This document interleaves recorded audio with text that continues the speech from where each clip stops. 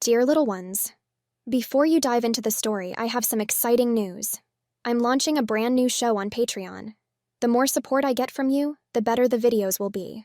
Longer, more detailed, and filled with all the content you love. Your help makes all the difference. Susan and Dr. Hancock had explored every possible avenue to bring Justin back to his adult self, but nothing seemed to work. Each time they tried to remove the diapers, hoping to push him toward some level of independence, it ended in the same way: an accident. Justin seemed completely attached to his diapers now, and even switching to pull-ups proved futile.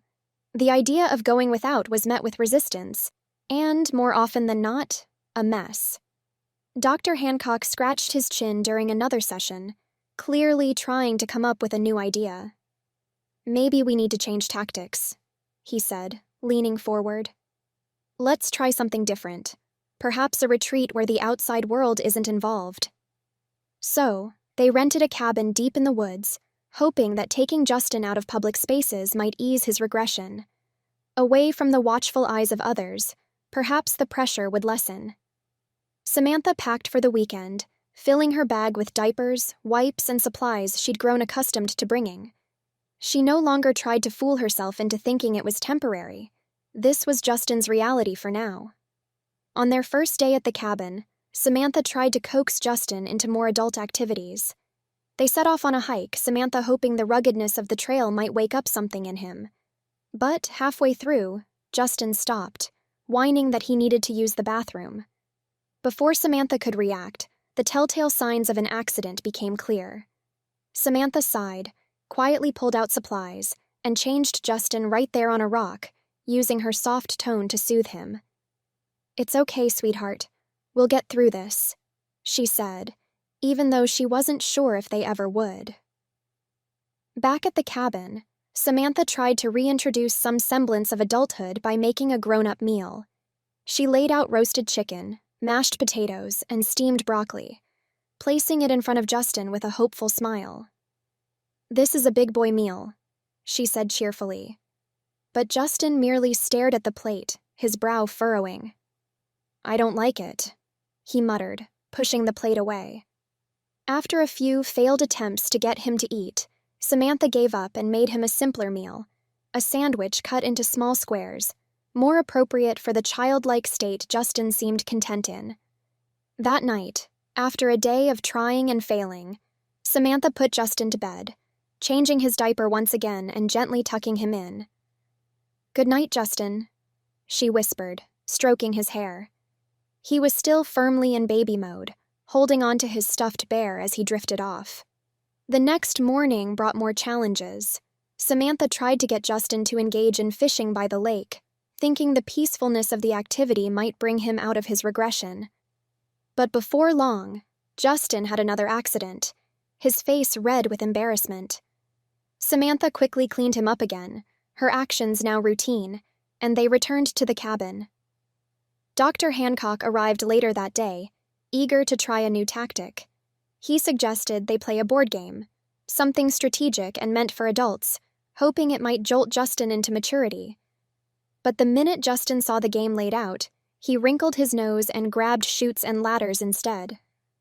"I want to play this one," he exclaimed, clutching the colorful box to his chest. Samantha and Dr. Hancock exchanged a glance, neither of them sure how much longer this could go on.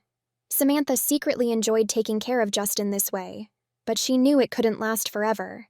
His job, his life, everything was waiting for him to come back. The following day, they took Justin to a museum, hoping the quiet atmosphere and intriguing exhibits might hold his attention. But it wasn't long before he grew restless. He tugged at Samantha's hand, whining that he was bored. Then, in the middle of the museum, Justin threw a tantrum, right there for all to see. Samantha hurried him outside, mortified, as Dr. Hancock followed with a deep frown. Back at home, after the failed museum trip, Dr. Hancock sat Samantha down. "I've been thinking," he began carefully. "You clearly enjoy taking care of Justin like this. I can tell you feel comfortable in this role." Samantha blushed, looking down at her hands. It's not that I want him to stay like this forever, she explained. But I do like taking care of him. He seems content, and I've kind of grown attached to this dynamic. Dr. Hancock nodded slowly.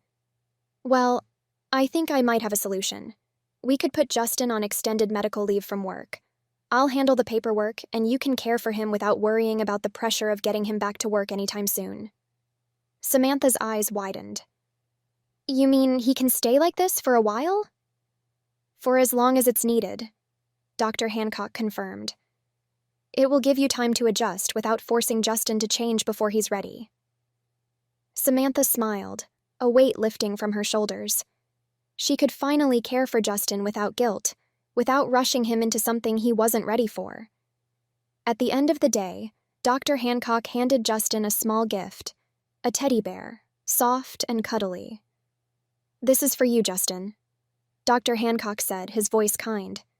It's a symbol of how we've all worked together to take care of you. Justin's eyes lit up, and he hugged the bear tightly. He was still in full baby mode, no closer to returning to his adult self. But Samantha didn't mind anymore. She had the baby she wanted, even if that baby was her grown partner. As they drove home, Justin babbled happily in the back seat, his new teddy bear clutched to his chest. Samantha glanced over at Dr. Hancock, who smiled reassuringly. The future was uncertain. No one knew if Justin would ever grow out of this. But for now, Samantha had what she wanted. She was content. For now, at least, this was the life she had dreamed of, and she wasn't in a rush to change it. The end.